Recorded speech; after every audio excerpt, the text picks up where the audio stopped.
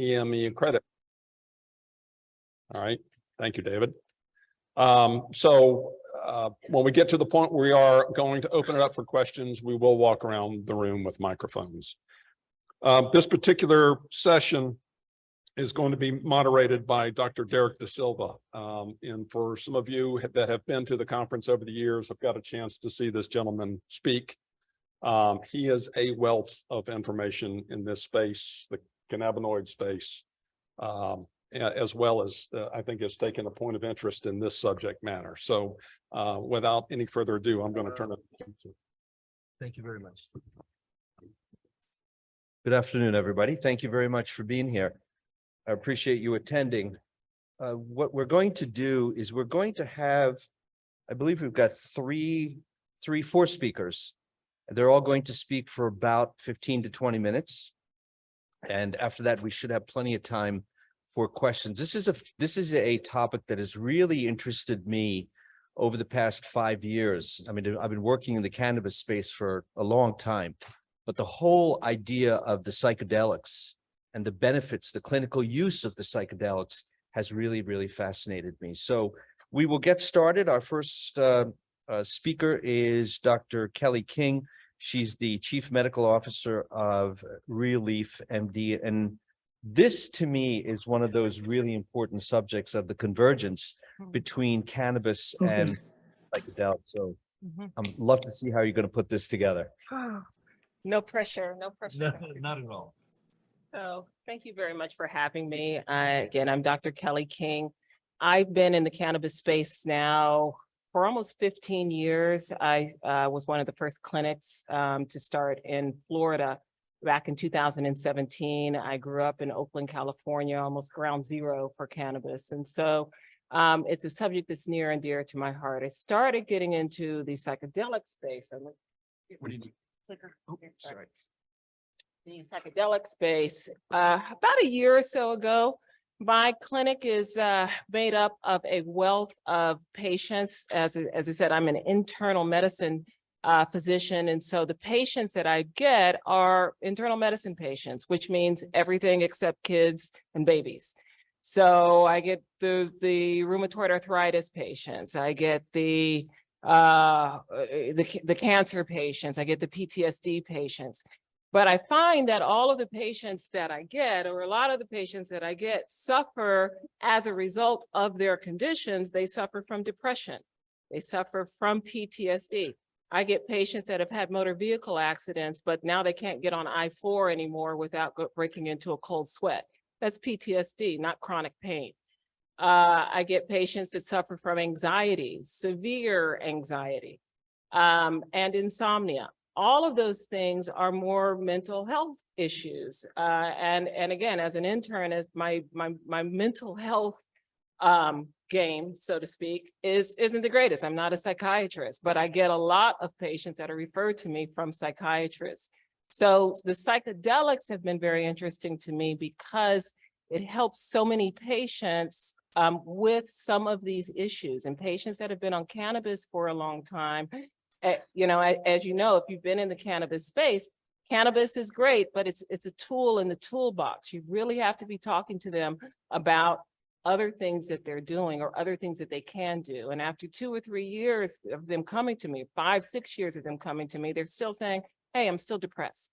I still have these intrusive thoughts. I still have these nightmares. Yes, I take the indica. Yes, I take the sativa. And so we started talking about psychedelics, and I have been seeing some amazing results from patients, which is why I'm here talking to you today. So again, I've been in practice for about 10 years. My emphasis is on education and implementation of protocol for patients. Many patients go to dispensaries and they feel like it's just a trial and error. And so I try to give them a construct or a framework so that when they go in to have their trial and error, they at least know where to start. I have over about 3,000 patients now, as I said, with a wide variety of conditions.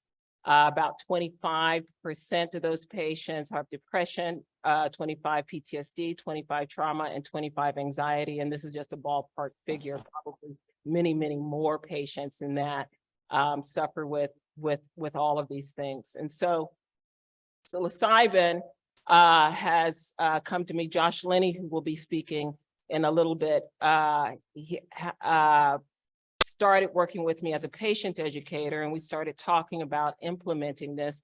And I got to tell you, just like they don't teach us about cannabis in medical school, they really don't teach us about mushrooms. And it's been a journey for me in learning about the history of psilocybin, the history of just psychedelics in general. So these are four general categories: the tryptamines, that's your ayahuasca, the iboga, which Dr. Bones will be talking to you about in a little bit. LSD is the lysergamines, the phenylethylamines, mescaline, the MDMA, and your psilocybin species, your magic mushrooms, of which there are about 180 different mushroom species. And psilocybin, as you know, is Schedule 1. The psilocybes that we work with are, they're not psilocybin, they're psilocybe, so they are legal. But it's a very gray area just because psilocybin remains on Schedule 1. One of the things that these have in common is that they are all very similar to the serotonin molecule. And that's what a lot of these, the psilocybin, the LSD, that's what a lot of them do, is they focus on the serotonin receptors in the brain and increase serotonin in a way that's a little more friendly, so to speak, than your SSRIs. SSRIs do so too by inhibiting the uptake of serotonin in one of the ways that SSRIs work. My problem with SSRIs, though, and you may see this in your patient population, is everyone, shouldn't say everyone, there's no 100% in medicine, but many patients come in and feel very numbed out by SSRIs. They you know, they're not sad anymore, but they're not real happy anymore. They don't like sex anymore. They just go through life kind of numbed out. And with these molecules, it seems that patients are able to participate in life and still have a little extra serotonin around. So some of the early LSD research, and that's where a lot of the research came from, was LSD with the Timothy Leary days, 1950s, 1960s. There were more than 1,000 clinical papers about LSD and psychedelics. There were several international conferences. The CIA was very, very interested in learning about LSD and how it might work in their covert operations. There were meta-analysis and controlled trials that were done. And most of these focused on substance abuse, depression, trauma, and it demonstrated consistent, clinically significant beneficial effects at higher doses of LSD. They really were seeing good results out of a lot of these trials with patients who suffered from these conditions. They wanted to know why. This is a timeline of the convergence between cannabis and psychedelics in the 1960s. As I said, there are psychedelic drugs in the 60s. The 70s, we had the Controlled Substances Act. In the 70s, the psychedelic drugs were criminalized. A lot of this, and it's interesting to me because psychedelics and cannabis kind of followed a very similar timeline in that, you know, we had the 60s heyday, and then we had the backlash. We had a political backlash against cannabis and psychedelics, which is what got both of them on the bad guys list, got both of them on Schedule 1 in the 70s. Then we see a resurgence. We see cannabis being legalized in California, where I'm from. We were one of the first states to have a medical cannabis program in 1996. And now we're starting to see the psychedelic research resurging. It's not LSD though, it's psilocybin. I mean, look up Google anything. This is a hot topic now. Here we have legalization, and some states are starting to look at programs for legalizing or decriminalizing psychedelics, just like they are with cannabis.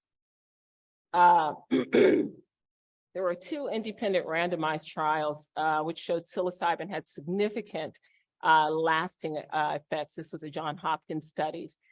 They saw that there was a large percentage of patients, and they did this on patients that had cancer and cancer-related anxiety and depression.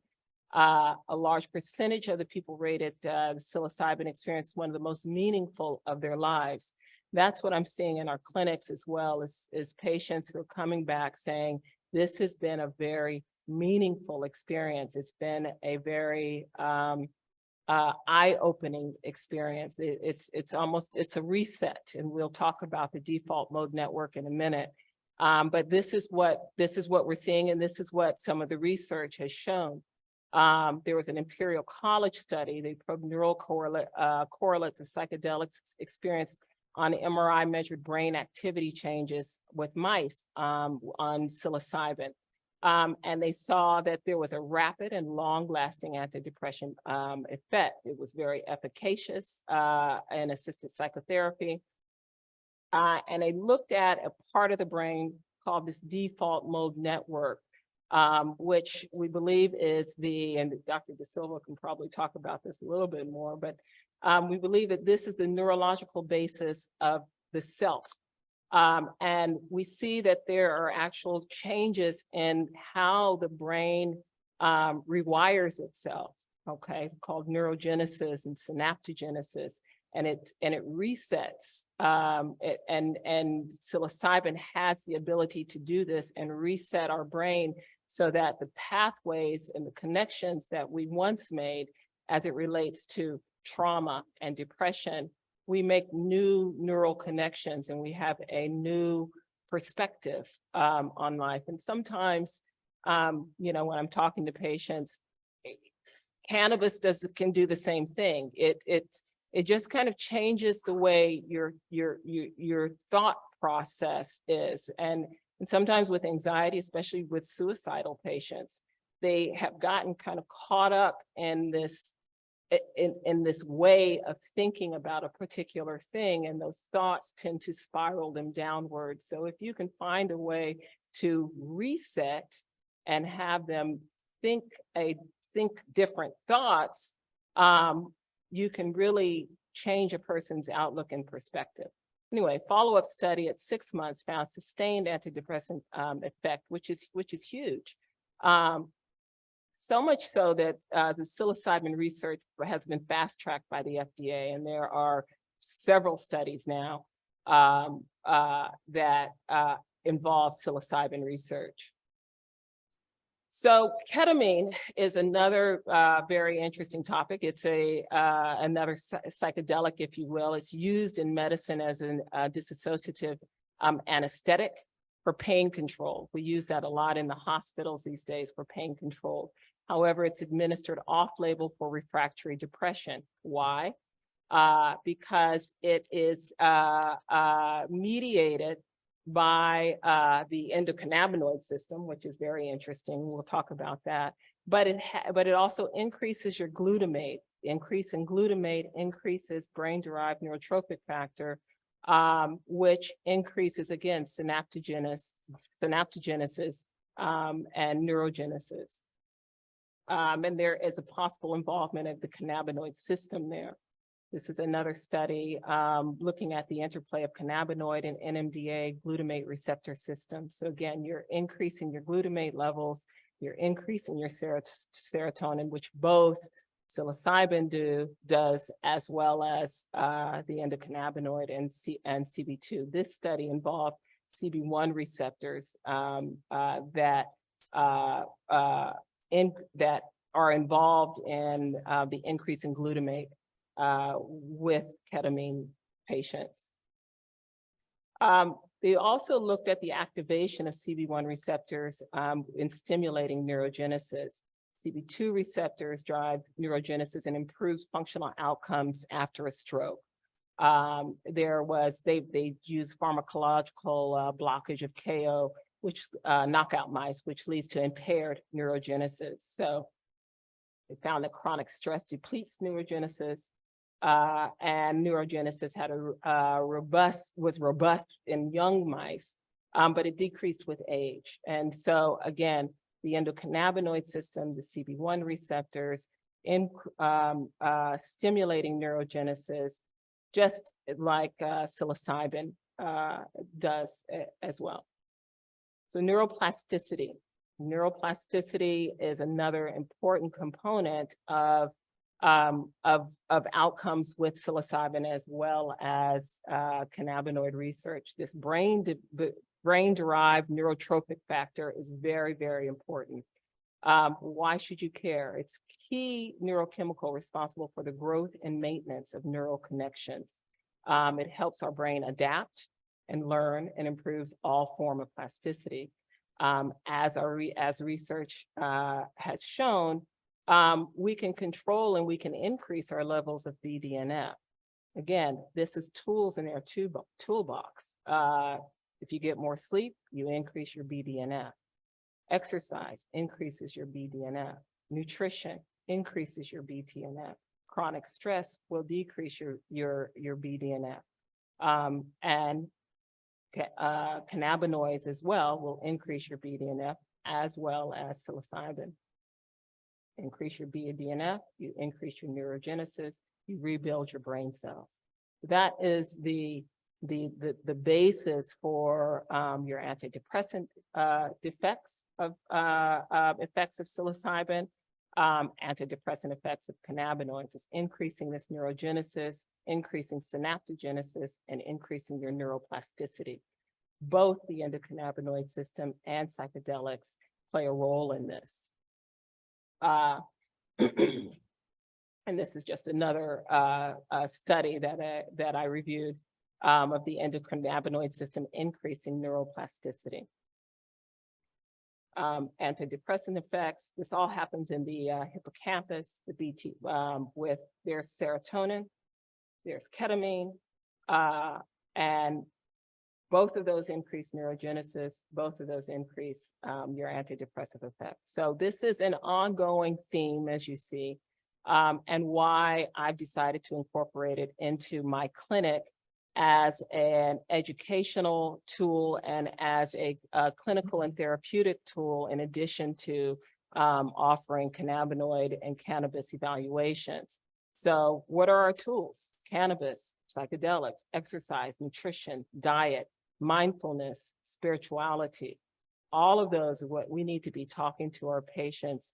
And as I said, I'm an internal medicine physician, so I've written pills with the best of us.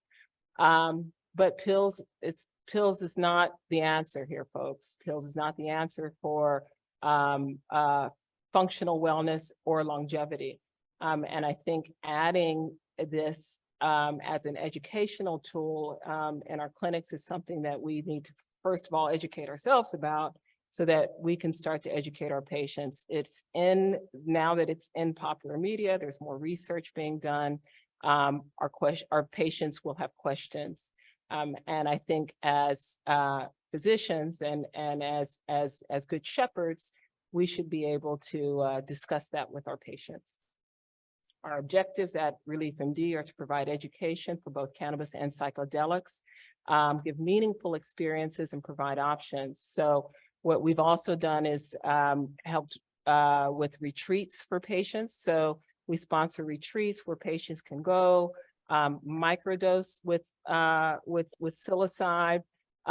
We have meditation and yoga during those retreats, sound healing during those retreats, and really give them a good supportive environment as they are having these experiential experiences. We do recommendations on sources of products. The product that we had in our clinic is the Amanita muscaria, which is a psilocybe component. We had it in gummies, and we had it in capsules. I am now just recommending a source for these instead of having it in my clinic for state regulation reasons that we can discuss later. But my objective is to provide safe and non-judgmental, value-neutral environment for patients who come to talk to us at ReleafMD. And thank you.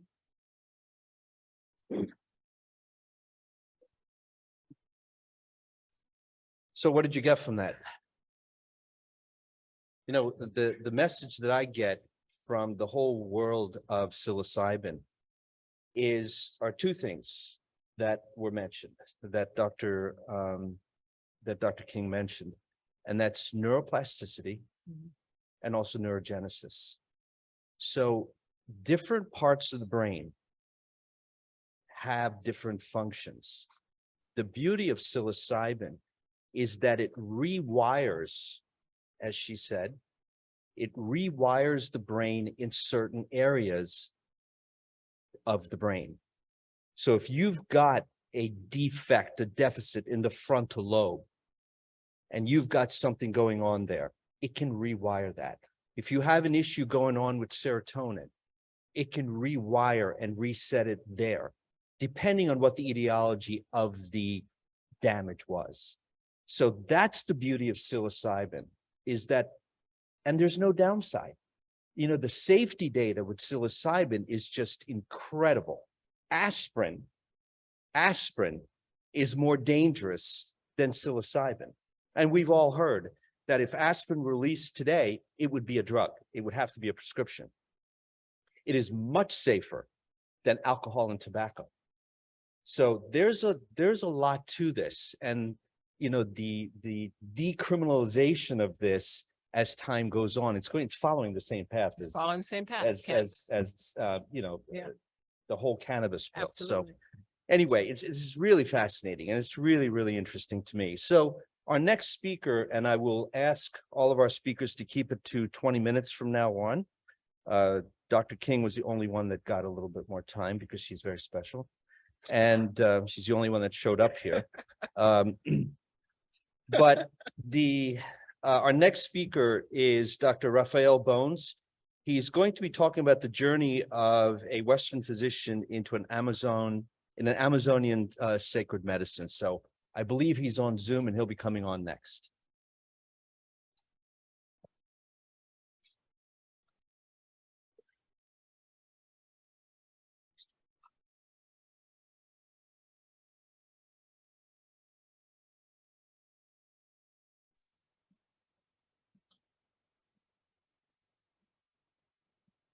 Hello, everyone. Can you hear me? Yes. All right. First of all, I want to apologize. I was supposed to be there, but due to a family emergency, I found myself out of state 2 or 3 days ago. I should be back, but I didn't make it on time. I'm here to talk about ayahuasca. Ayahuasca is another psychedelic that has been on the news lately because of the use of several celebrities out there, like Aaron Rodgers, the quarterback for Green Bay Packers, actors like Belushi and Will Smith. Ayahuasca has been medicine used for many things for over 3,000 years. And it's considered a psychedelic, just like MDMA, LSD, psilocybin, mescaline, and others. And a lot of people are wondering, what is it, right? Well, ayahuasca is a mixture of 2 plants that you can find in the Amazons. One of them is called chacruna. The other one is called ayahuasca. Chacruna has the active form of DMT, which is the one psychedelic that can go in the brain and cause the effect in the patient. While ayahuasca is the MAO inhibitor that allows the DMT to reach your brain without being broken down when you ingest it, all right? So why is ayahuasca considered one of the best ones out there for PTSD, anxiety, and depression? And we don't know much about it, especially us physicians. Well, there is a big problem with ayahuasca, and it has to do with doing research. Why? Because when you talk about LSD, psilocybin, and other ones like MDMA, you got a set amount of milligrams that you can do research on. Ayahuasca is different. It's like a brew. It's a tea. It's a mixture of two plants that is prepared by shamans and other facilitators in the Amazons. And each of these tribes, of native tribes, they have different ways to do it. The whole brew will take over 12 hours to do it. So it's virtually impossible for us physicians and research to actually measure how much DMT there is in each brew. So that is one of the main reasons we don't have much research about it. But still, many universities out there in Europe and the United States are performing research right now with ayahuasca. One of them is New York University. One of the participants is from Colombia. He's a shaman, a fifth generation shaman from Colombia. His name is Taita Pedro Davila. He's the one that I have been involved with for over a year because I've been learning about ayahuasca.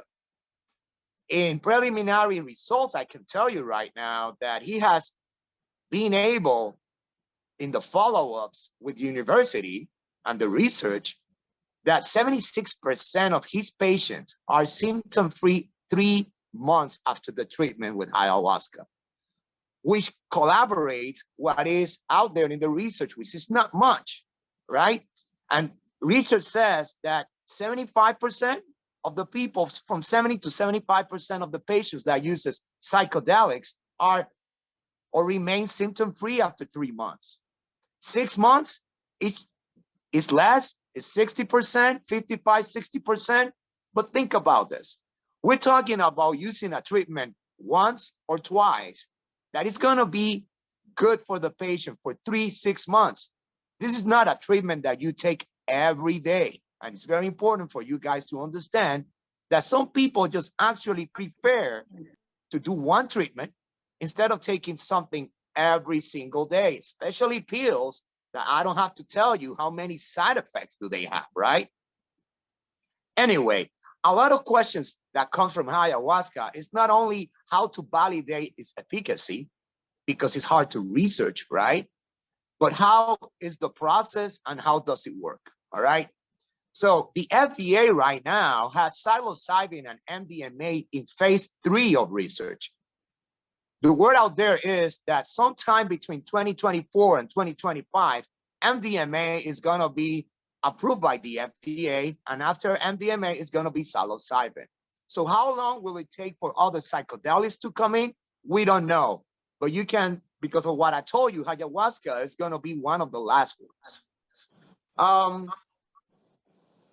The important thing here to remember is that when you try to do a psychedelic treatment, no matter which one you choose from, there is a way to do it. It's not just any way. So for example, people must do psychotherapy first. After psychotherapy, we try to do a treatment of psychedelics. In the state of Florida, we can do ketamine. We can use ketamine here because it's completely legal. And it's important that a clinic that is doing psychedelics coordinates with the patient psychotherapist a follow-up. Why? Because it has been shown by research that within the window of 18 hours to 24 hours after a treatment, that is the best moment when the patient can go back to their psychotherapist and the outcome is going to be the best one. So it's important for that to be coordinated. And in order to increase the chances of changes, of improvement of the patient, just like Dr. King just recently said, scientific evidence shows that you must include in this program meditation, changes in diet, and exercise. In other words, people that use psychedelics the right way, that they do psychedelics, but they do psychotherapy before and after the treatment. And then they start on a process of daily habit changes where they include meditation, changes in diet, and exercise are the ones to most likely be more successful to be symptom-free for 6 months. And by the way, for ketamine treatment, I did my treatment with Institute of Integrative Psychiatry or Integrated Psychiatry Institute. They also offer certification for psychedelic medicine, which I'm doing right now. And I'm sorry that I'm not here in person. And like I said before, I wish I had some slides to show you, but I left my computer back home. Sorry. And so the important thing is here is to understand that this medicine works. When I said about my own personal journey was because I'm gonna be publicly talking about myself right now. Yes, I'm a physician. I was there with Dr. King, Dr. Botaro, Dr. Gordon, Dr. McKenzie, Dr. Weiner, a lot of doctors out there back in 2015, 16, 17 to get cannabis legalized here, right? So a lot of people know me, but a lot of people didn't know that I have issues, personal issues. And I have talked about myself in the past and my use of cannabis, right? So I can tell you guys back in January of 2022, my life was in a spiral. And I got a dear friend who changed his life, who changed his mind. And I asked him, hey, what do you do? I need some of that because like Dr. King just recently said, a lot of us, cannabis is a good tool, but it doesn't take us to the next level of improvement, of becoming better, not only symptom-wise, but as a person, right? So my friend did ayahuasca. So I was committed to be one better and to get better. So without having no clue, I paid for a retreat and I did it. It changed my life, all right? So a lot of people say, is this legal in the state of Florida? Well, not. Is this legal in the United States? Well, not.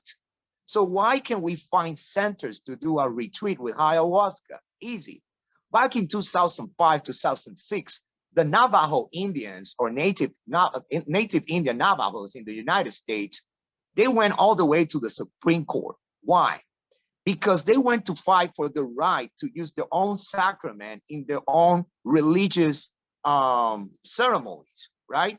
So just like Catholics in the United States are allowed to offer their community, right, their church, their participants, what is called, the sacrament, right, which is like a piece of bread. Navajo says our sacrament is actually peyote, which is mescaline. So at the end of the day, the Supreme Court made a law back in 2006 that allowed church to serve a sacrament, including psychedelic, like peyote, like ayahuasca, like mushrooms, all right? So that's why it's legal in the United States that you can do it within a church. So there are many churches here in the United States, in Florida. I personally have been to like 4 different ones. And not only because I do it for my own personal journey, but for my own personal research. I will not recommend something that I haven't tried. So just to give you a quick update, because I don't know how long I've been talking to, but just to wrap it up, it's 2023. Thanks to the use of psychedelic medicine, right now I can be proud to tell you guys that in 2023, and we are in June 2nd, I haven't consumed a drop of alcohol. I'm completely sober about alcohol. I was never an alcoholic. I never had an issue with alcohol, like to be a drunk. But it was part of the process that I chose to change as a person, to change my personality, to change my mind. And a lot of people don't believe this. For the same time, I have been not using cannabis. So I've been cannabis free after being a big advocate for cannabis. And once again, Dr. King is right. All of these are tools. All of them work. You just need to choose which one works best for you.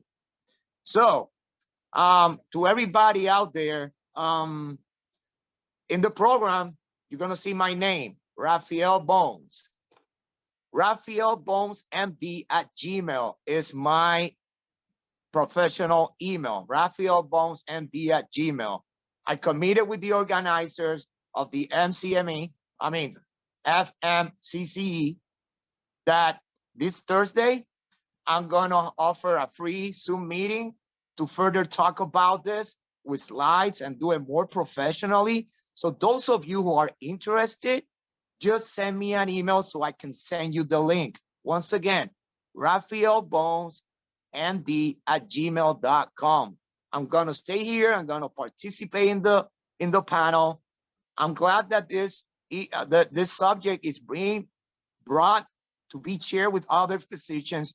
They don't teach us about this in medical school, in our residency programs. And by the way, I'm also an internal medicine physician. I did my fellowship in integrative medicine. I've been doing medical cannabis since 2016.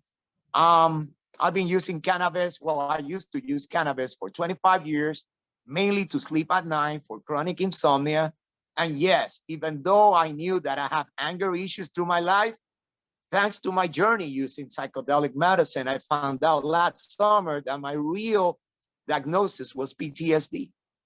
So anger was just a manifestation of my PTSD, something that every single physician and therapist and psychiatrist that I went to through my life missed this diagnosis.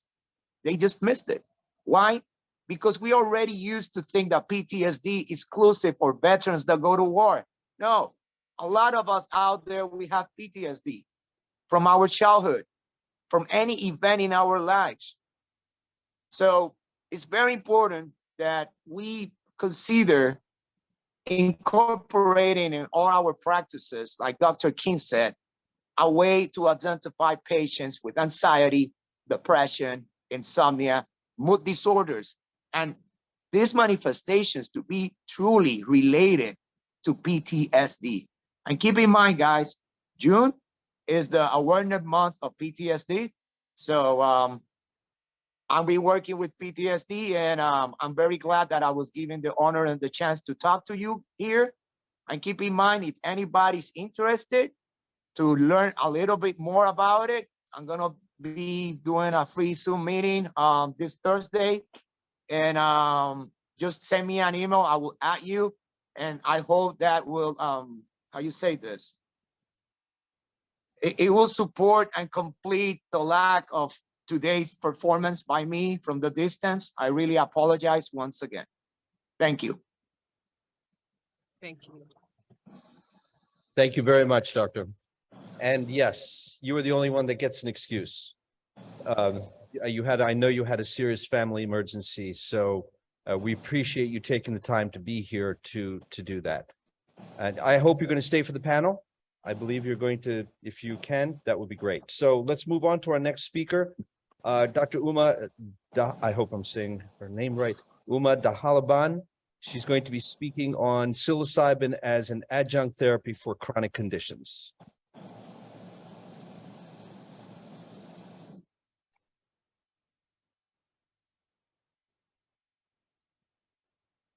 Hi, everybody. Are you able to hear me and see me?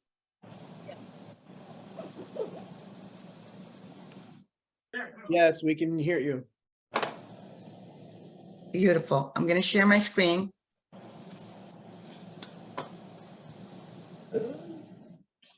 It says host has disabled participant screen sharing.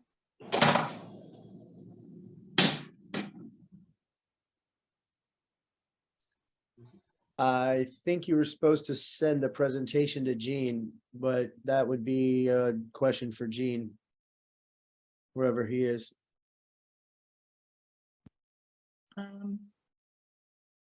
One second. Let me see if I could just email this to you then.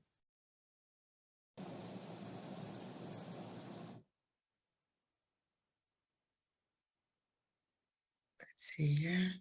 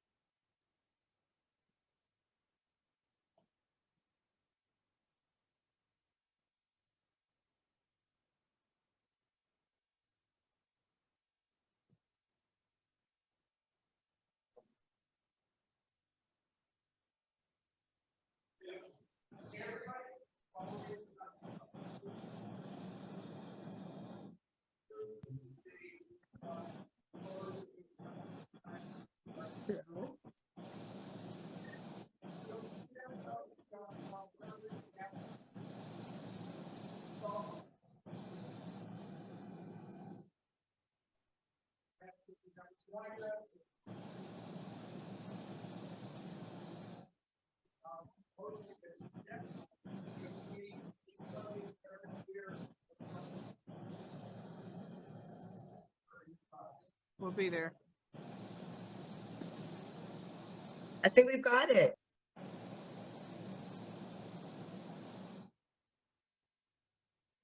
I'm going to begin. Hi, everybody. I'm Dr. Dhanabalan, and I am a physician, and I practice in Massachusetts. I received my medical degree from the New Jersey Medical School in Newark, New Jersey. I did my residency in family medicine in Charleston, South Carolina, and then did my second residency in occupational environmental medicine and my master's in public health and a fellowship in heavy metals at the Harvard School of Public Health.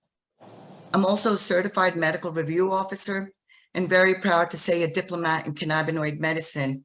And I've been doing cannabinoid medicine for over a decade now. I'm the founder and CEO of Global Health and Hygiene Solutions, established in 2006 with a mission to promote wellness and prevent illness. And I run an independent clinic called Uplifting Health and Wellness with a mission to educate, embrace, and empower our patients. And my registered trademarks are Cannabis, the exit drug, and Dr. Uma says. So my objectives today are three in general. So what schedule is psilocybin in today? And what does that mean? What is psilocybin? And what are three common chronic conditions that we can use psilocybin for today? So I want to begin with some of the global issues that we're facing today. As our population increases, we are going to have more elderly people and less younger people. And what that means is we're going to have more chronic conditions, from hypertension to hyperlipidemia, arthritis, cardiac issues, kidney disease, and also mental health issues. And we're also facing an opioid epidemic, and we continue to lose people due to an opioid epidemic, due to drugs that have been prescribed by doctors and legally available to them and covered by their insurance companies. We've also recently faced a pandemic, and this is nothing new either. We've had many pandemics and we will have others, but the most recent one has really left the whole world in a sense of with mental health issues. Are you guys connected to me? Yes. Yes, Dr. Uma.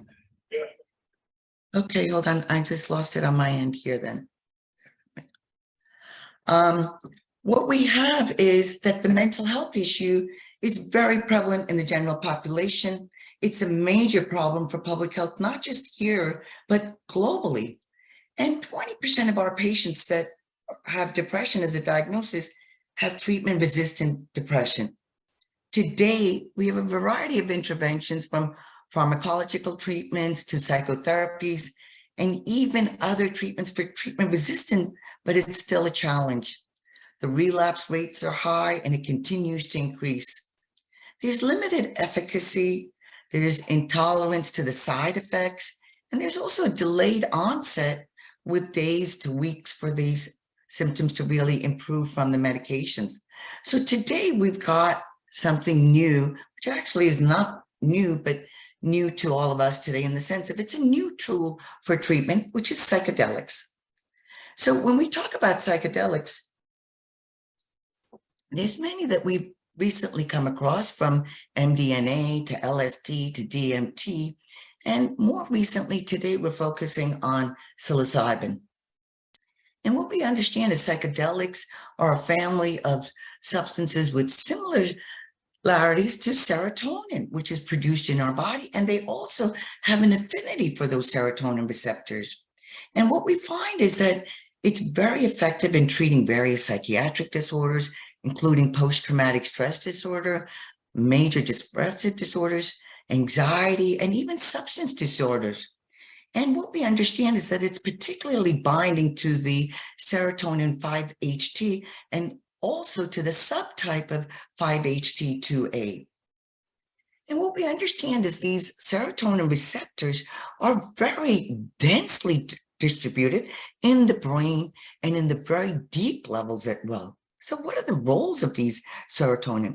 Well, they would play a major role in higher order cognition processing.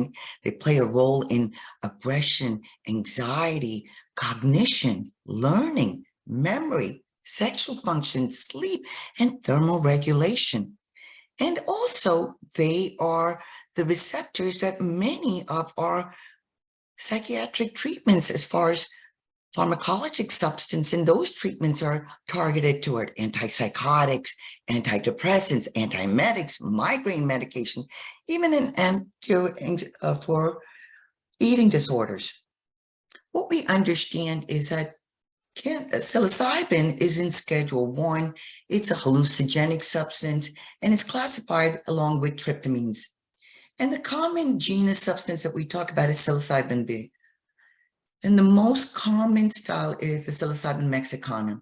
It belongs, what's different about this from cannabis is it belongs to the kingdom of fungi, the family, which is different, and the genus psilocybin. And there's over 200 different species that are out there.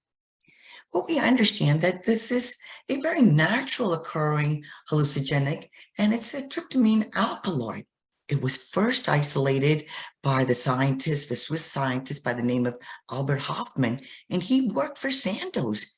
And at that time, Sandoz actually marketed it as a pure psilocybin, and it was available to physicians and clinicians worldwide as a psychedelic therapy.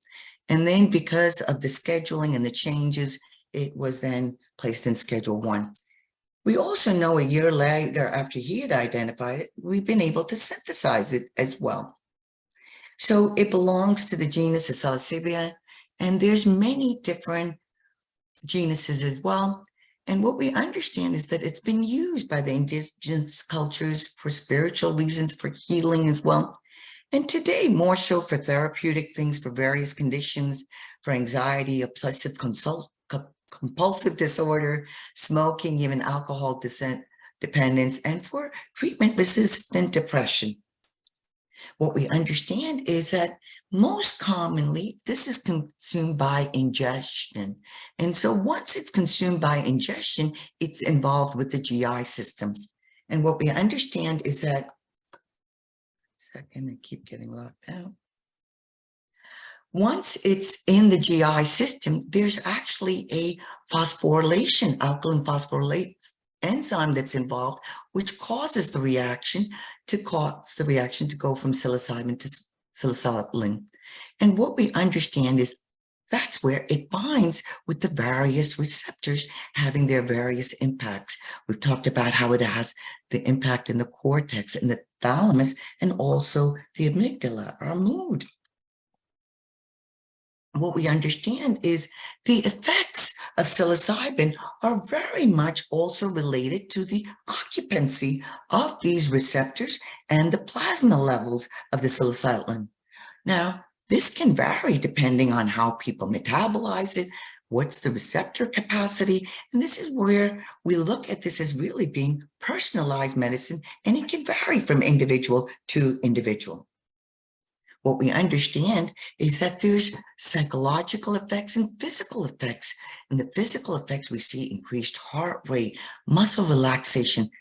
Negative side effects we see is some of the nausea and the vomiting, the diarrhea, pupil dilates, dry mouth, sweating, numbness, chills, drowsiness.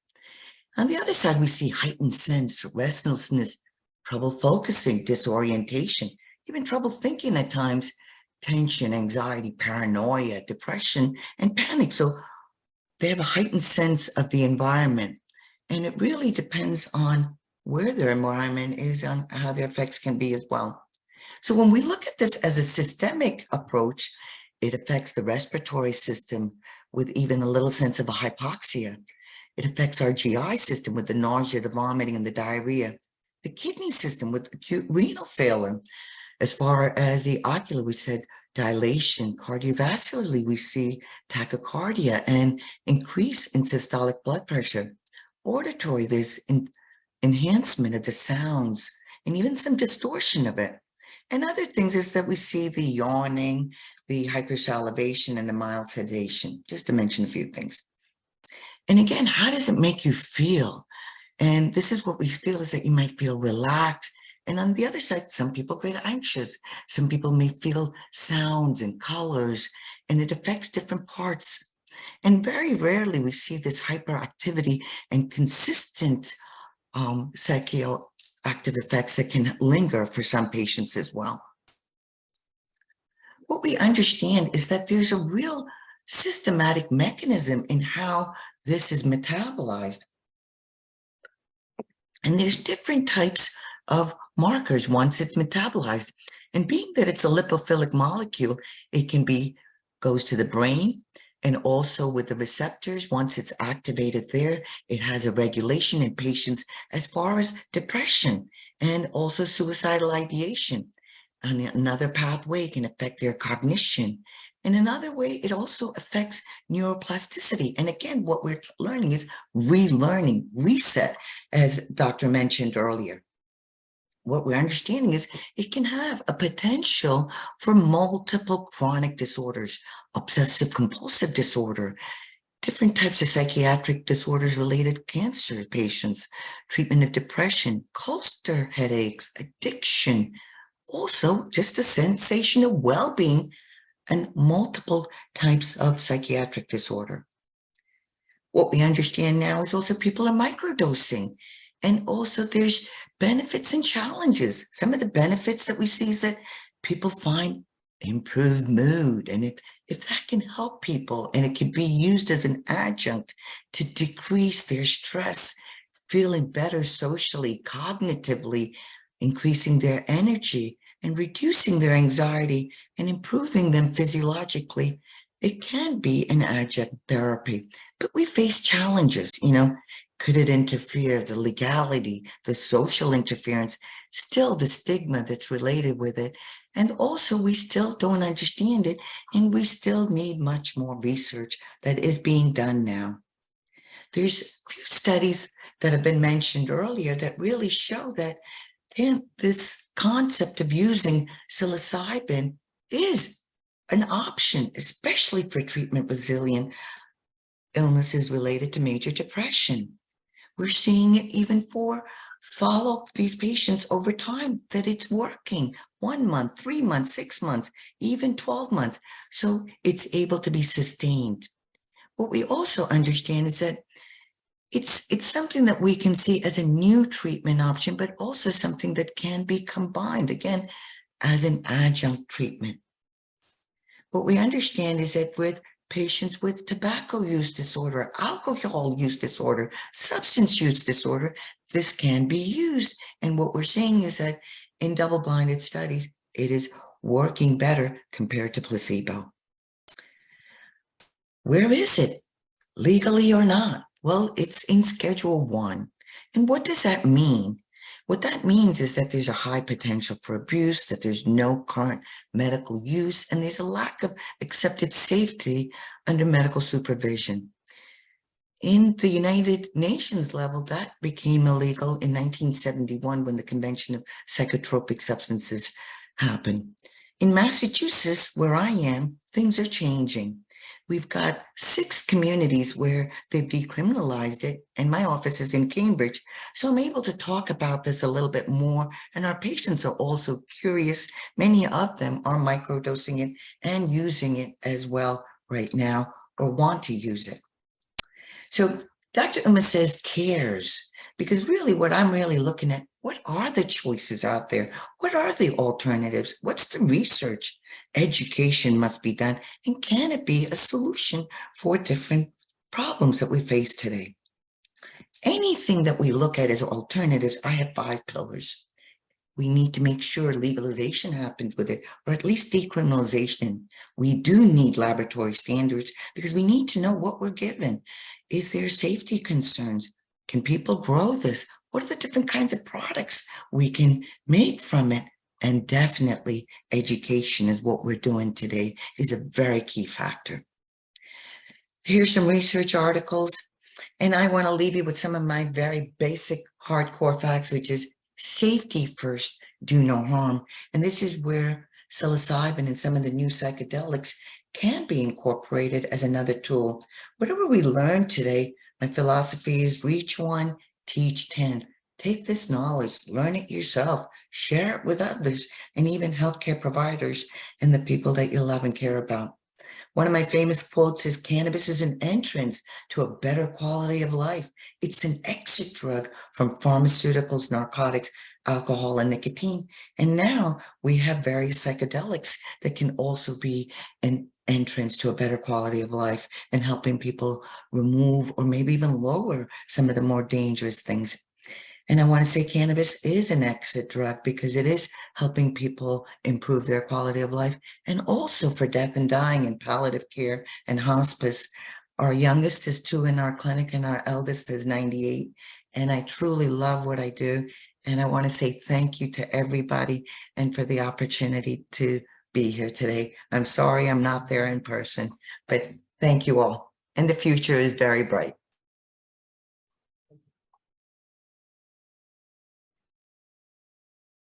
Thank you, Dr. Uma. Our next presenter is Joshua Linney. He's the founder, CEO of Carma Corp. His presentation is the use of psychedelics for PTSD, a veteran's perspective. Hello, everyone. So I don't know if you can see me because I can only see the screen share still, but I'm sorry I couldn't be there as well. I was on a trip to see my wife for our anniversary in Colombia, and I actually booked my ticket late, so I apologize that I couldn't get back in person. So yeah, I'm Joshua David Linney. I'm an Army veteran and the founder of Carma Corp, a nonprofit that seeks to educate veterans about the cultivation and harvesting, processing of hemp and medicinal plants. We try to focus on creating veterans who are self-sustaining and can also learn to grow their own medicine, as well as think of as entrepreneurs to start their own business with something that they have a passion for. And so we help them also look at the components for starting that business. And so part of those components are mental and physical wellness and all of the legal and financial things it takes to start a business. So first of all, we want to make sure our veterans are grounded and are able to be sustainable on their own. And then if so, then we try to help them find a path that leads to sustainability. So my own journey came from being an Army veteran for 3 years. I was deployed once to Kuwait. When I got back, I was medically discharged. I'll make this short.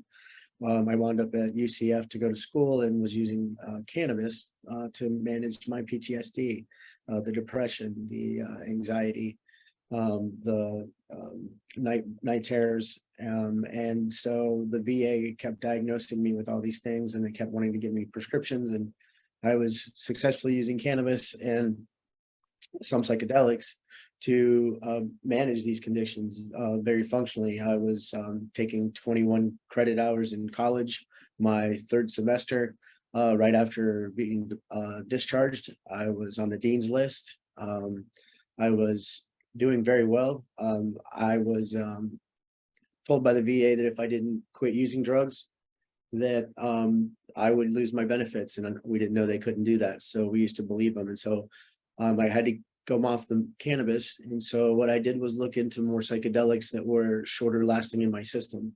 But they also told me that if I was really sick, that I would take the medicine that they were giving me. And so I took the prescriptions, the opiates, the benzos, did 20 years of addiction, had to drop out of college the very next semester, wound up getting my degree again. But really what I didn't know then was the psychedelics that I was doing, the MDMA, the mescaline, the psilocybin, the LSD, in small doses, none of this in very large doses, not very often.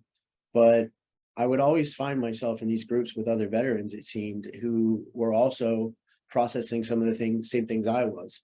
And psychedelics were one of the only things that allowed me then to stop the loops that I was stuck in, that I'll talk a little bit more about at the end, and I didn't realize it then because I had no therapeutic evaluation of it like I did now to understand what was happening. But I can tell you that I'm confident that my illicit use of psychedelics during my college years probably saved my life.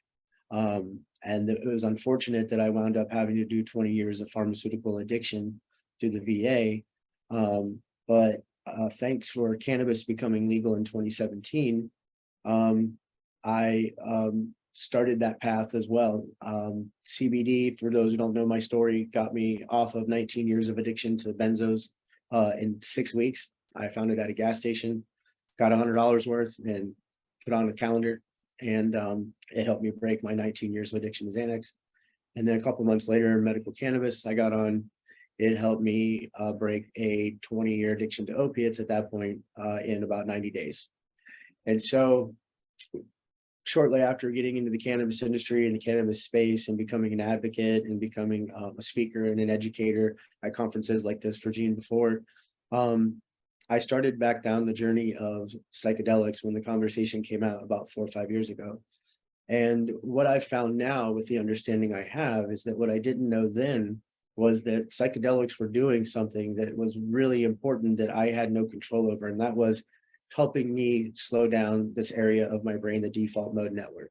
Well, the reason why I'm on here today to talk to you is because I'm the educator at Dr. King's office who has helped share the information that she's talked about with patients about microdosing, about dosing, about intensity, about the frequency, about the protocol, the duration, the listing intentions and listing known triggers, and talking about, working with a therapist, as Dr. Bones said, and or a counselor to process through some of the traumas that are going to be the basis of why you're having most of the mental health issues that you would be seeking psychedelics for in what we see, although that's a broad range of patients we get.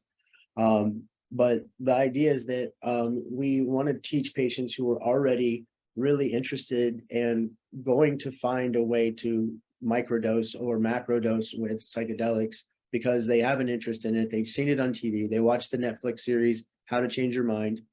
And so they want to know, what can I do? And so they're already looking for the information. Well, we offer the consultation of telling them the basis of microdosing on the premise of using a psychedelic substance, as Dr. King talked about. We do recommend the patients source Amanita muscaria because it is legal and not a Schedule I drug. And so it is the one that we promote the most openly. Most patients want more than that. We're unfortunately only able to refer them to places online, like the Mushroom Doctor, where that's available. But the reason why it's working for some patients, and I don't know how much time I have left, if you can let me know, but the reason why it's working for a lot of patients is because, as Dr. King talked about earlier with the default mode network, for those who don't know, you should Google it. This area of your brain is super important and very active all day, doing a bunch of different things. It's located in the center of the brain, connecting the front and the back. I'm making this very vague. But basically, when we have new experiences that our brain is processing, if any of those match old experiences, old memories, emotions, then a lot of times what happens is, like if you're going through a card game and I tell you to point out the ace of diamonds, well, every ace and every diamond I hit is going to elicit a response from you. Well, your brain's kind of like that throughout the day, and all day it's interpreting these signals we're getting.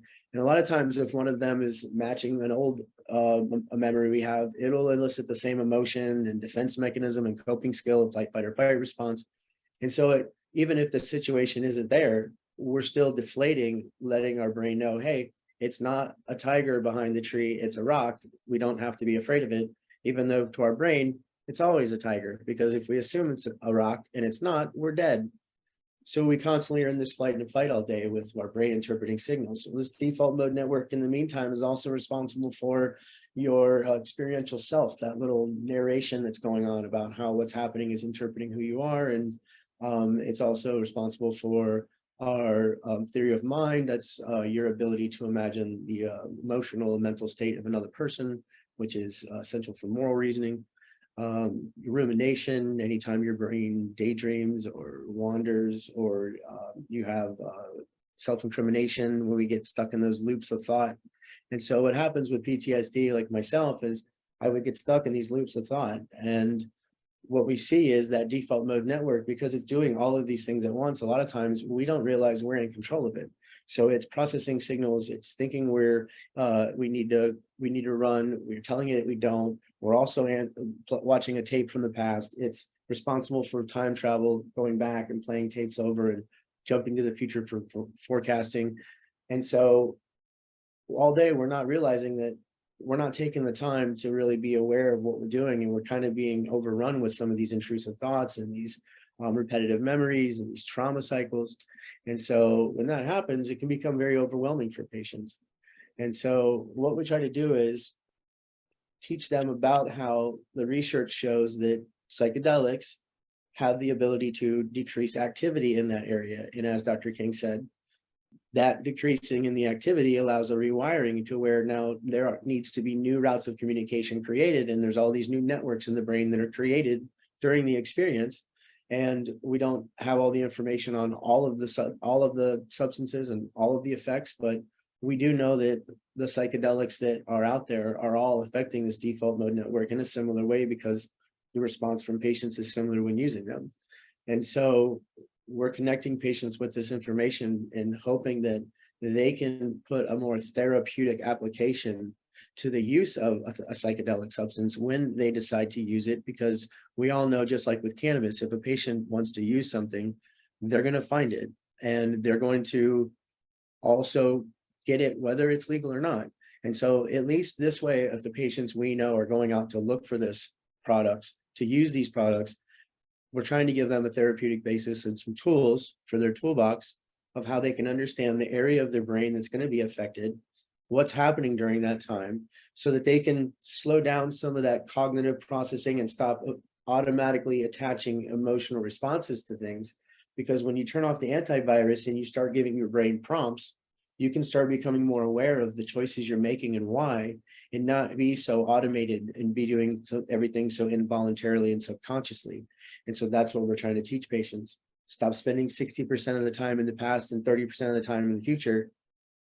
Spend more time in the 10% you are now, double that, and be more aware of what's happening, so that we're not running on autopilot. And when that loop starts happening, you can press the stop button and get out of it. There are a lot of other tools for it. There are, meditation, there is yoga nidra, there is mindset, there is breathing exercises. There are a ton of tools that allow us to become more aware and more mindful, more grounded.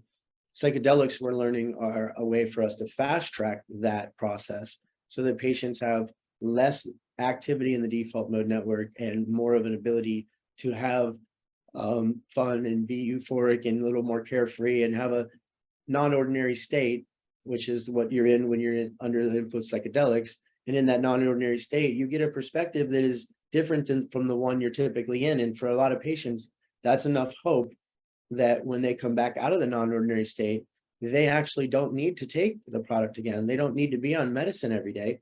They actually now remember where they were. And it's like showing them where the door was. Well, now they're going to look for it. And they may only look for it for 6 months or 12 months, like Dr. Bone said, or like Dr. Uma said. But once you've given a patient hope, they're no longer sitting on the floor feeling like there's no door. You've given them the door because they have that now, opened it and seen the perspective from the non-ordinary state. And so that's why it's really interesting that when we offer patients this, they don't normally stay on it longer than the 90 days that we recommend they try it. And they all seem to think that they still are receiving the benefits even after stopping it. So I would also like to thank Gene and everyone, Dr. Silva specifically, for inviting me to speak. I appreciate sharing my story and trying to help anyone have a better understanding of how they can use psychedelics more responsibly. And I will go into more detail if anyone has any questions on the panel. Thank you. Thank you very much. I had an emergency slide presentation just in case none of the videos worked. So I just wanted to bring up just a couple of things that I would like to share, if you could just bring up my slides. But, the whole thing here is that we have another thing that we can use, and that this is just slide number 34 in my presentation. And if you look at this, there are different, the duration of action is very different.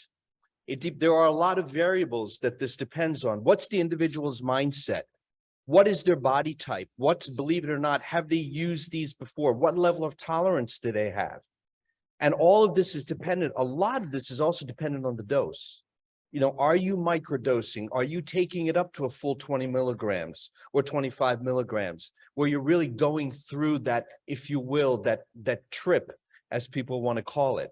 Are you going through that hallucinogenic effect? Because if you are, it's likely going to last a little bit longer. And these are just some of the references from that. And there are other effects that you have. There are the perceptive, cognitive, emotional, and ego dissociations and things like that. That's just kind of reset. And that's what this is all about, is resetting. You know, it's like, and I tell some of my patients this who want to try this, is to just think about the button.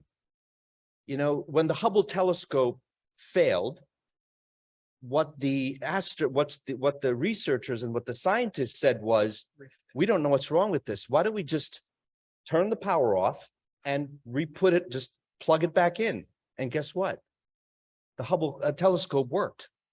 And that's exactly what we're doing here. We're pressing a reset button. And, you know, I just don't see, and this is the other thing. Oh, these are some of the effects that you can have with this. And I'm not going to read all of these. You can read them. But there are numerous effects. There are numerous beneficial effects with this compound. And it really is amazing to me when you look at this, because it can last up to 6 months. There's data that shows that it can even last up to 14 months. Let me ask you this question. What is one of the major side effects with the SSRIs? What do we see that devastates people with the SSRIs? Now, they're depressed already, okay? Sexual dysfunction, you're getting more depressed. Serotonin syndrome, you're getting even more depressed. What else? We're giving people a drug that's actually making them worse. One of the things that I see in my practice, and I hate using SSRIs, is weight gain. Yep. You know, you're depressed already. Now you can't have sex. Now you're gaining more weight. Now you're getting crazier. And what's our solution? Well, let me increase the dose. Well, let me add another drug that has other side effects and more nutrient depletions. So this is the cycle that we are really caught in, that we just don't know how to get out of. This is also something that's very interesting to me. There is an entourage effect with this category of compounds, just like we have an entourage effect with the endocannabinoid system, with the cannabinoids. We also have an entourage effect here. And I just wanted to point that out to you because, again, what kind of mushrooms are we using? How are they harvested? When are they harvested? Under what conditions are they being harvested? All of these are going to play into how these perform and how they work. And these are some of the structures that I wanted to show you. Again, I talked about safety profile. Folks, this is really safe. This is extremely safe. But now we've got to convince the idiots in Congress that this is really safe. And I'll bet you that 90% of them already use this. You know, because they're sure as hell acting like they have. But, you know, again, I just wanted to show you how safe this stuff really is.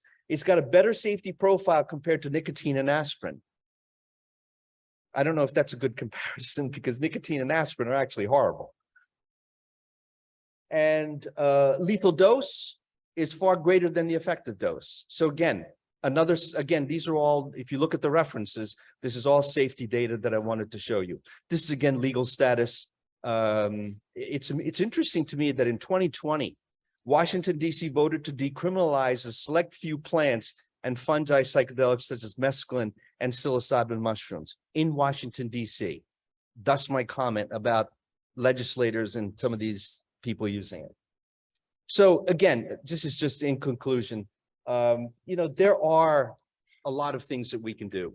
And this is just another thing that we can add to improve the healthcare, the quality of our patients' lives, instead of giving them drugs that are going to just make them worse. So we'll open it up for questions right now. We've got about 15 minutes, and you can direct your questions to anybody in the audience. Anybody on the panel from the audience. And use the microphone, please, if you don't mind. Gene has a microphone. Yeah. Yep. Can you hear me? We can hear you. Go ahead. All right, So yes. I- Dr. Bones, I'm back. I'm sorry? Go ahead. We'll take the question. Go ahead and do I the mean, question. that's fine. So my question is regarding the safety profile of Amanita muscaria, one of the other psychoactive mushrooms that is not psilocybin. We're seeing a lot of that over-the-counter sale here in Florida. And the things that I've been reading, there's a concern about processing through the liver of high levels of that type of a mushroom. And I was wondering if you could speak to that. Well, like I said, we had it at our clinic before and I stopped providing it at our clinic. I think at lower levels it's fine. Problem is you can't tell patients, just take this, even though we teach that to the patients, if they take more of it, it can potentially be an issue. So. Okay, so that is, The Amanita so muscaria. you're seeing that as a valid concern also, because I was getting concerned about, the prevalence on the market and how folks are. Right. Well, and that's one of the challenges here is to be able to source a safe product. I mean, we see the same challenges in cannabis, hence the dispensaries and the lab testing, et cetera. There's not a robust way to source the products yet. And so that is one of the challenges, but taking many of the mushroom species overdosing on it can be certainly a lot of them are poisonous. So yes, that is a valid issue, which is why education is key. Thank you. And I think the other thing that we have to pay attention to is, what's the patient's wellness status also? Were they a drinker? Are they overweight? Is there, are there other issues with the liver that we should be aware of? Do they have a G6PD deficiency? Do they have other fatty liver issues that could potentiate the effect of this? So, I think when we're talking about this being safe, Right. I think we need to look at what is really what has been studied and looked at. Anybody else? It is also as safe as using Tylenol. We just, like Dr. King said, education is very important. The few cases I have seen of liver damage related with mushroom use is people that took very high doses. But at the correct dosing, there should be no problem. You're talking something like Tylenol. Just take a bunch of Tylenol and you will have most likely the same effect. And obviously, the condition of the patient and their wellness has a factor to do with it. Question up here. Sure. I just want to add. Yeah. It's really important that there should be some type of a baseline doctor-patient relationship. It's really important to look at some of this blood work and get a baseline to address these issues. Could they have a problem to begin with before you start them on this? And if they do develop something along the way, you can at least identify it sooner than later. So I really believe that this must be done with some assistance, at least in the beginning. And if you're going to go for it for treatment, you would never give somebody something and say, see you in a year. So this is where I feel very strongly that we do need follow-up, and it must be done with some baseline work That's to what begin we have with. our patients do. That's a We have our great point. patients come in and follow up. They come and they sit down and talk to us. We get lab work, and then they'll come back in and follow up. And I'd like to add, if I could, and we do encourage patients to also share the information about their microdosing with any PCP they have or any specialist they're seeing. for example, we have one patient, I know she has said I could share this story. She had a pseudo tumor. So she was suffering from what on the x-ray showed like a completely healthy, normal person, but presenting all the signs with all the spinal fluid and reactions with the antibodies to her having brain cancer. So she was a pseudo tumor patient, working with a neurologist. We encouraged, she asked, should I tell him? Well, we told her, absolutely, if you're going to use it, then you should absolutely share it with anybody you're working with, especially after 4.5 years of having a pseudo tumor. This patient also, after microdosing specifically, she used Amanita every other day for a week, only 10 gummies total. 3 weeks later, was in remission. Told by her neurologist she was in remission and wanted to know what she'd been doing. She shared it with him, and he was like, "I've never seen anything like this." Now, it didn't last. If she stops taking it, she doesn't have that. But when she takes Amanita, she's asymptomatic for a brain tumor again. So it's very interesting that it's not just mental health, right? Like, we don't fully know why we can't go and tell a patient, hey, you have a brain tumor, do this. That's not how we're going to do this. But we had a patient who was using it for depression and using it for anxiety and using it for learning to have a terminal illness and a chronic condition, and just wanted to not feel hopeless again, that she was going to have a day without migraines. And then suddenly to have 3 weeks later be completely symptom free. And then learning what it looks like to live without the pseudo tumor, even if it's for a week at a time, that's something you can't change for a patient. And that patient hasn't found it after 7 years of using cannabis. And so, like Dr. Bones said, like Dr. Uma said, like Dr. King said, it's just another tool that we're not advocating that everybody go out and do this. But there are certain patients out there who, if it was available and they had the right information and education behind it, could gain some very positive benefits from this. And that's just one example that we've had that was astonishing, to say the least. Really? So takeaway from this, from that whole discussion was, number one, baseline lab work, baseline data. I've been doing bioidentical hormones in my practice for over 25 years. I would never think about dosing a woman or a man on bioidentical hormones without baseline treatments. On a woman, I get a mammogram and I get a transvaginal ultrasound, because if they start bleeding, I need to know that the endometrium wasn't thick enough was thick to start. And on a man, I need to know his PSA. And what do? I follow those things routinely. And it's the same thing here. It's going to keep you out of trouble. And what Josh said, side benefits versus side effects.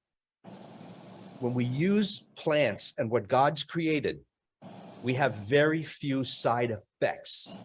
When we start fooling around with it and making it a chemical, that's when we get into the side effects.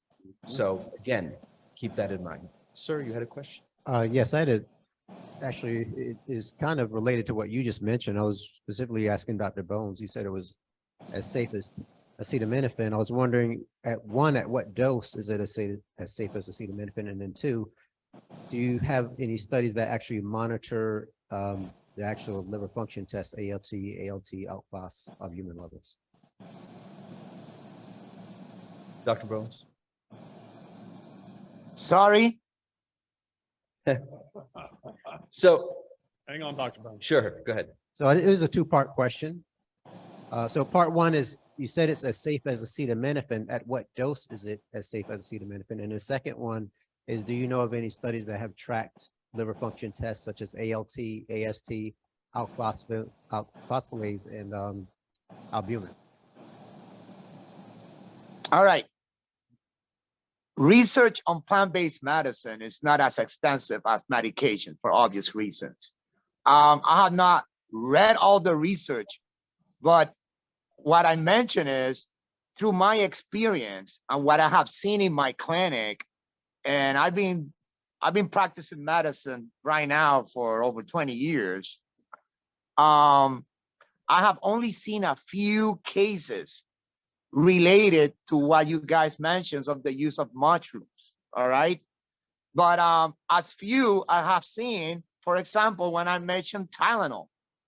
But the point that I wanted to make with that comparison is that nobody questions how we sell Tylenol. You can buy Tylenol on a gas station, for the love of God.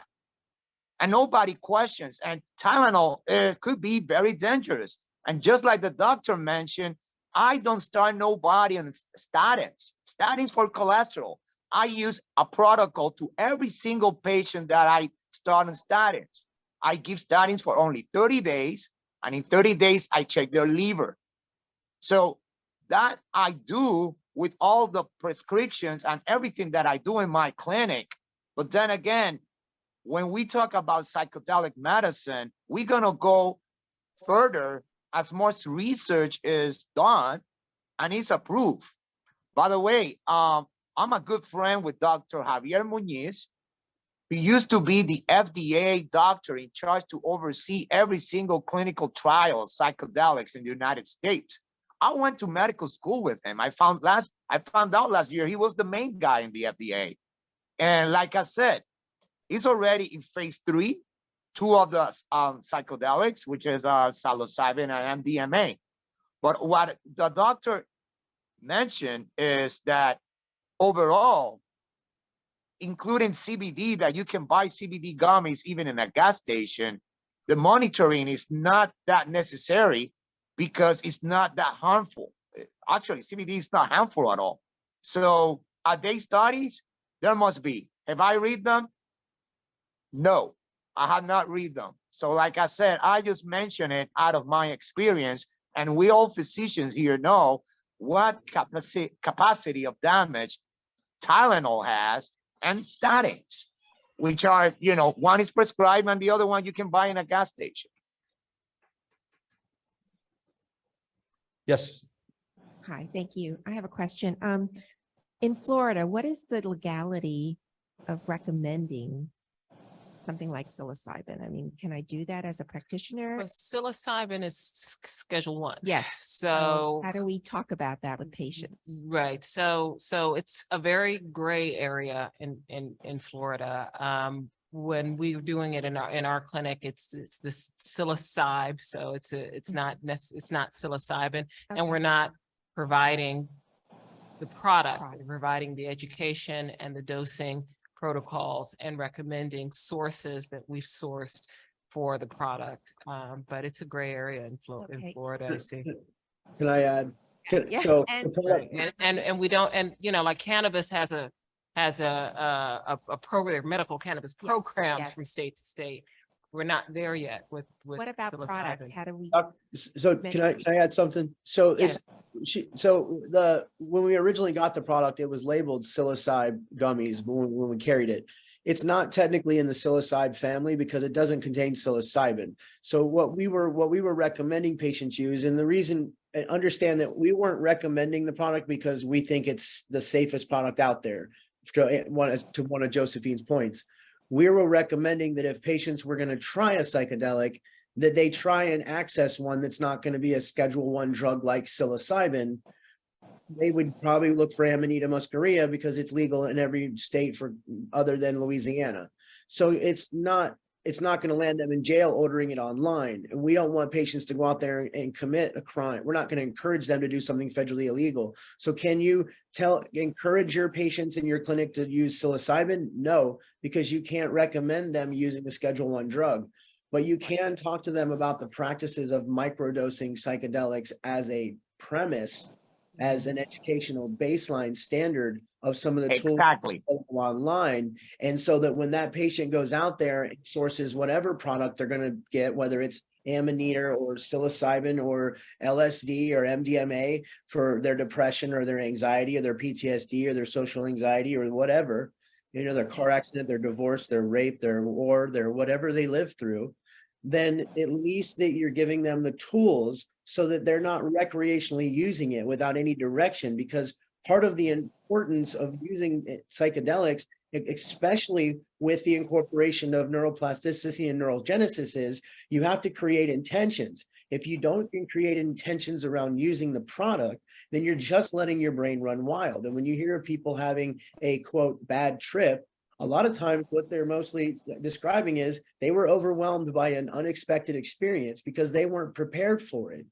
because that's what the tools are baseline for. That's why microdosing is recommended as a starting place for patients who will then learn on their own journey whether or not they need a macro dose at all, whether some patients will never need to macrodose.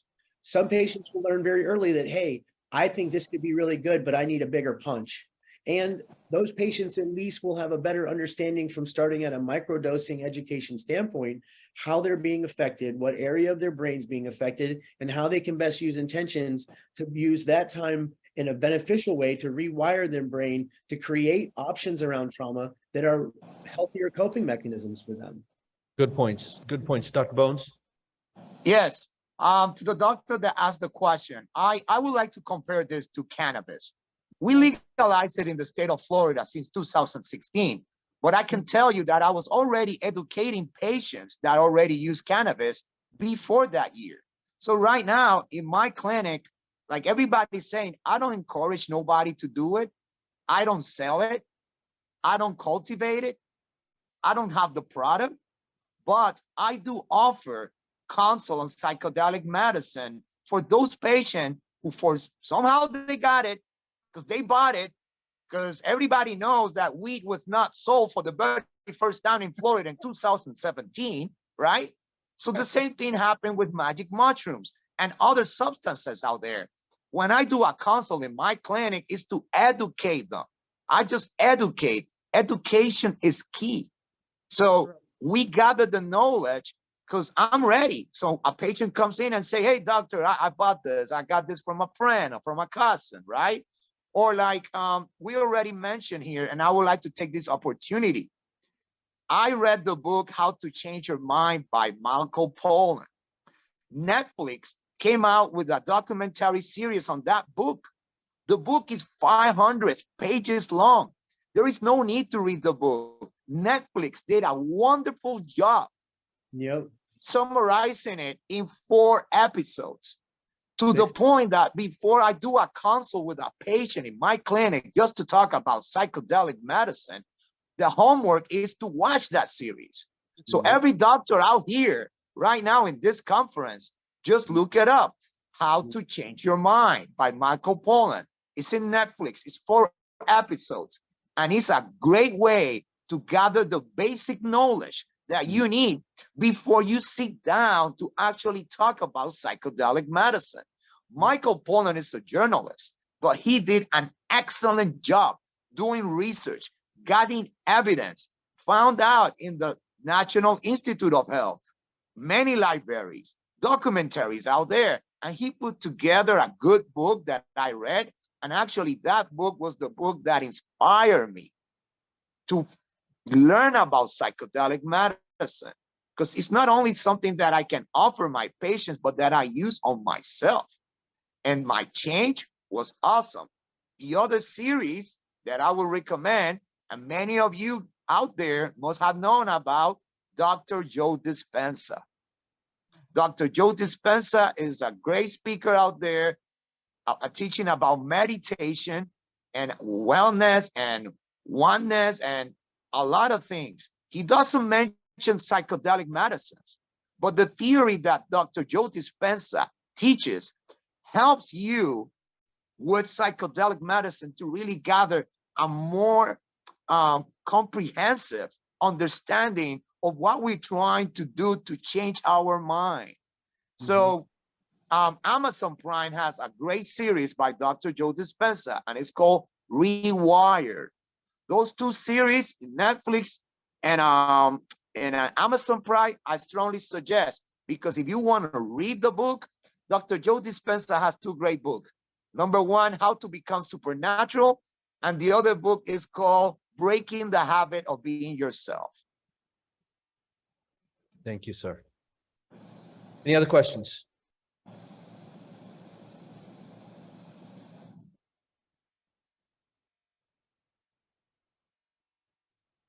All right, good afternoon, everybody. So in our practice, just from the discussion that we were having now, the psychedelics that we usually, refer our patients to is ketamine. We've seen a lot of very, very good response overall. It is online. It's available here in Florida. So instead of us discussing too much of the mushrooms, we always tell our patients, hey, there's more psychedelics that are safe that are going to come online pretty soon. Usually our patients are anywhere between the ages of 50 all the way up to 90. these are the people that we see in our internal medicine clinic. And that's, you know, that for somebody who needs mushrooms, anybody under the age of 35 will find it anyways. And those are the ones that you educate, hey, don't overdo it. It could be damaging to the liver, etc. And then you kind of leave it at that. It's the older population that is having, that doesn't have access to it. You know, those 40s, those 45s, those 50-year-olds, you know. So there's several really good clinics in our area, especially here, Tampa, Sarasota area that are doing ketamine in a controlled environment. We've seen decreases in not only pain, but also in obviously refractory depression. You have patients who are on several medications. You send them for a ketamine treatment. Our response is about 3 months. Every 3 months, people are going back in for another session. There are tablets now that you can microdose, which some patients feel comfortable with, others don't. Our older population, they're okay with it. They're like, hey, doc, we take it at nighttime.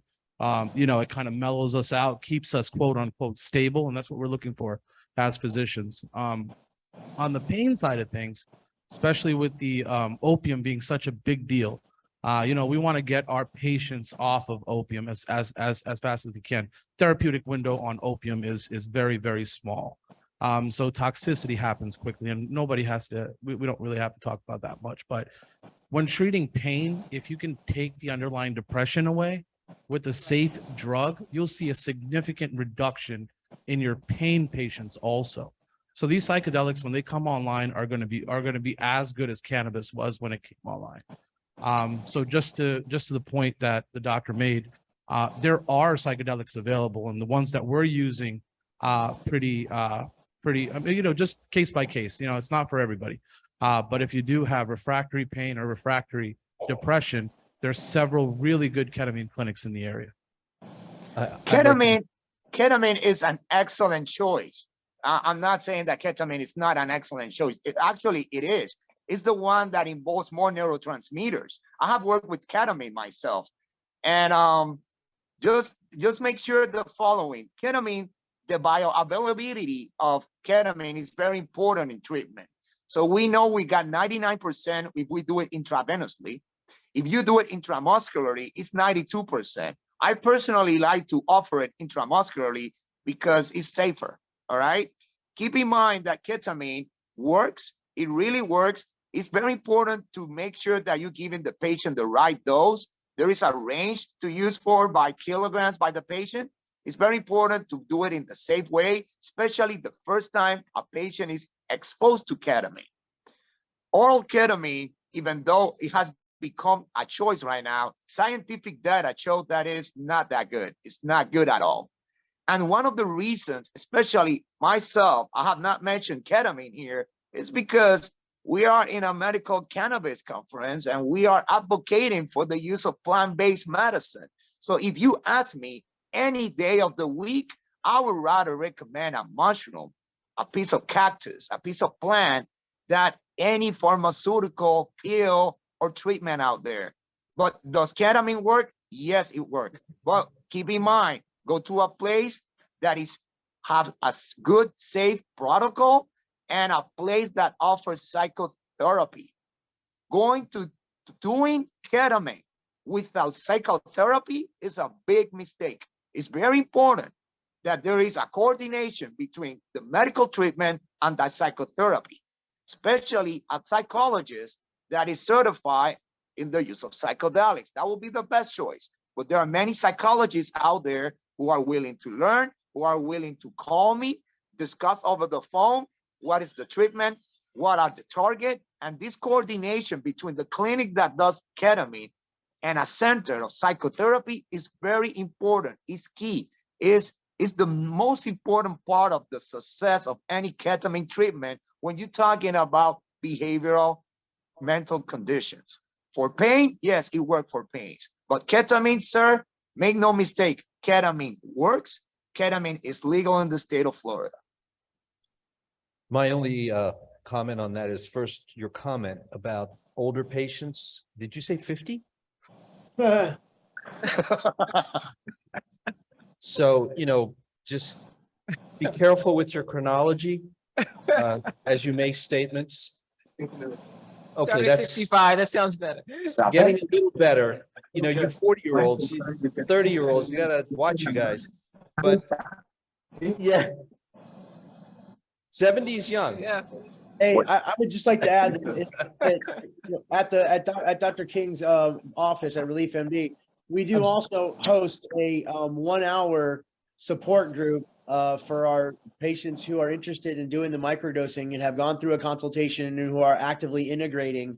We host it with a neurosurgeon who is an MD neurosurgeon and a psychiatrist and Dr. King, so that once a month the patients can log in and share and discuss any of their journey. And if they feel like they need to follow up with a therapist or a psychiatrist specifically one-on-one for further treatment, then we have the psychiatrist who sits over our call has been willing to take those patients on a case-by-case basis. So it's important, like they're saying, to integrate all of these components into the integration of psychedelics when using them.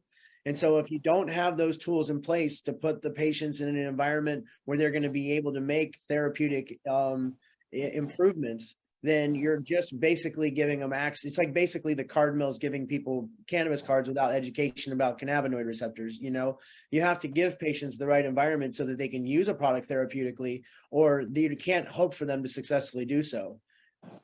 Strongly agree with that. I think if we're going to use psychedelics, I think we've got to have a Need to have a psychiatric component. psychiatric component. Totally, to it. totally agree. Yes. Ladies, oh, We got With another all question. the talk about microdosing versus macrodosing, does it typically require a dose to the point of feeling acute effects up to hallucinations for it to be effective? Or can you microdose so small you never feel anything acutely, yet you still have benefits No, further down we the still road? have Yes. benefit.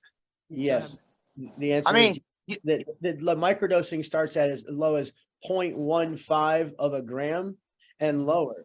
And the purpose of a microdose should be a non-visual experience. A microdose is not supposed to be a visual alteration or any kind of, enhancement other than maybe some vividness of color.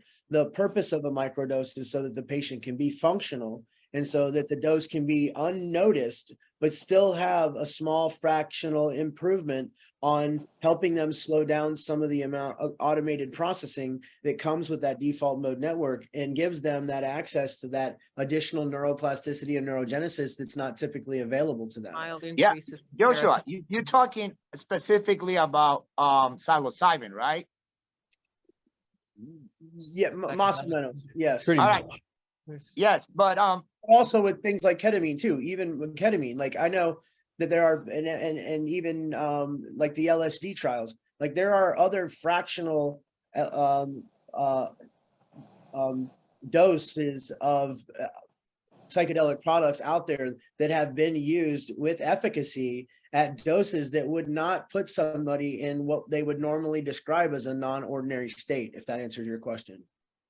yes, personally, what I have recommended patients is, yes, you can microdose, but loading microdose experience is very beneficial too. And guys, you got to think about something. First of all, you got to think about which psychedelic are we talking to. Not every single psychedelic you can microdose on, all right? And for example, and it's very important, not every single psychedelic can mix with another one. You got to ask your patients, what are you using already? Are you using cannabis? I'm going to give you a quick example. Every patient that is going to try ayahuasca must stop doing cannabis for at least 2 weeks. Why? Cannabis will have like a MAO inhibitor effect on ayahuasca, and the ayahuasca will not have an effect. But cannabis you can use with psilocybin. There is no problem in there. Just like cannabis, you can use with mescaline. There is no interaction problems.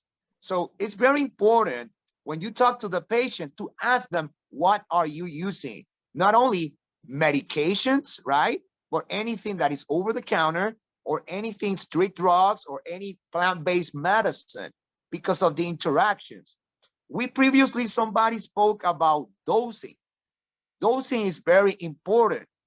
But if once you start learning about this, and the other thing is, when you have the therapy, not only dosing, but more importantly, what I'm gonna mention, you can listen to it at How to Change Your Mind, research, and everywhere that you read about psychedelics. There are two important things, and this is mindset and setting. Patients must have the right mindset when they start using a psychedelic. That is why we recommend to do psychotherapy before getting the treatment. Setting, trust me guys, it's not the same as doing mushrooms in a party, in the beach, in a club, in a rave party, that doing it in a clinical setting. Low lights, good intention, being monitored, a physician present, a nurse present. Or what about a spiritual place or a church that you got your bonfire, you got a nice music? Trust me, guys, mindset and setting is very, very important. I have been working at these centers and I volunteer in these centers, especially for veterans. I'm a vet myself. I'm a US Navy vet. And I've been helping veterans through these centers for over a year now. And trust me, a lot of these veterans have used magic mushrooms before. But when they come to our center and they follow our protocol, and when they're done, they all say the same thing. Oh my God, doctor, this was wonderful. I never thought that a magic mushroom will make me feel so good. And it's like that. So keep in mind, it's not only to do psychotherapy before treatment, it's finding the right dose, it's finding what is the patient using in terms of medications, over-the-counter supplements, other plant-based medicine, but they need to do psychotherapy after the treatment. And we must encourage meditation, diet, and exercise. At the end of the day, what everybody's looking for is a change of mind, a change of personality. Get rid of the symptoms, get rid of anxiety, depression, and everything that does not serve us in our daily life. And the sad reality is that us physicians, we don't have a magic pill to make people feel better.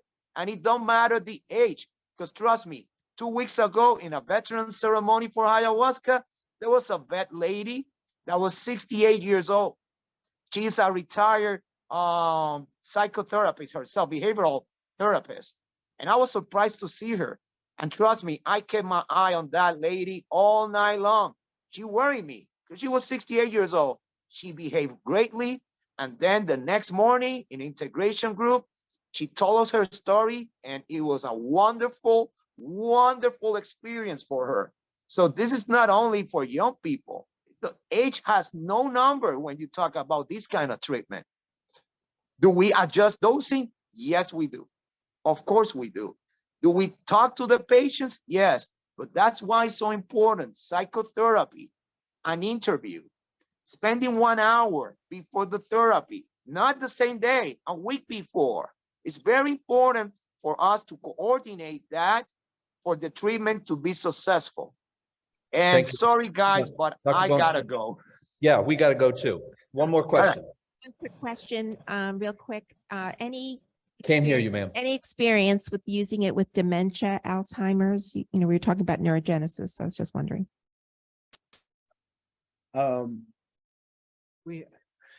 Yeah, I guess. Any dementia patients.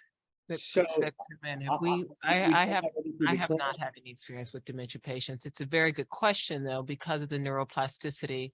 So I do have a patient who or a friend that I'm working with, who has decided he has early onset dementia with Alzheimer's, and he is using CBD as a neuroprotective to help with some of the brain health, and it's also helping him with some of the depression. And he is microdosing psilocybin, and he is noticing a couple different things and some improvements, but he's also not working with a PCP on it. So that's still something I'm trying to encourage him to do. But it is also under the theory that if you're gonna do that, you should probably be doing it with a neurologist or, someone like that. Right. So, Another point that I would like to make is again, baselines. Correct. You need to know a vitamin D level. Right. Yeah. Right? If your vitamin D level is 10 and you're having neuropsychiatric issues, this stuff is going to work, but it may not work as well. exactly. What is vitamin B12 level? Vitamin Yeah. B12 is critical for the nervous system. What is your Yeah. omega-3 level? Yeah. By the We're- way, the reason some of these, that Josh is saying some of these may be working is because full spectrum hemp oil has omega-3s. It has B vitamins. Yeah. So all of these plant-based nutrients that are in these products are also working, but let's optimize people's systems Right. before we start doing these other therapies or do it together. Absolutely. Yeah.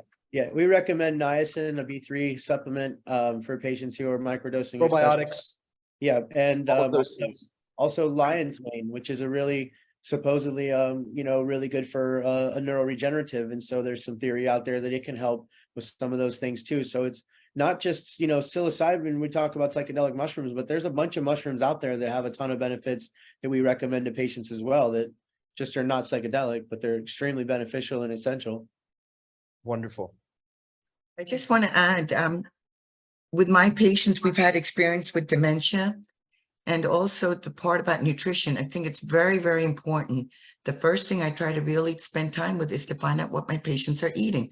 You mentioned vitamin D. Are they getting outside? Are they, when was the last time they had blood work? And depending on their age, thyroid, these are simple things that need to be checked that we're not checking. And this is very important about preventative health. And that's truly what I want people to understand is it's really about prevention. And remember that your gut is where 50% of our dopamine is made. Almost 80% of our serotonin is made in our gut. And this is very, very important to teach people how to read a label. I know we're talking about psychedelics and cannabis and everything else, but honestly, the simple things are we have to become an educated consumer and an educated customer. What are you buying? Where is it coming from? What's in it? And this is one of the key messages that I want people to hear today as well. And make sure they're not on a statin and their cholesterol is 110. Yes. These are all issues and they're never even heard of coenzyme Q10. These are issues that I think we all need to pay attention to because these may be the root. And I can't tell you, I've been doing this for 35 years, folks, and I can't tell you what I've seen over these years and what I've put together is the simple things. The basics are what we need to start with and then move on from there. Thank you for your attention. Have a great evening. God bless.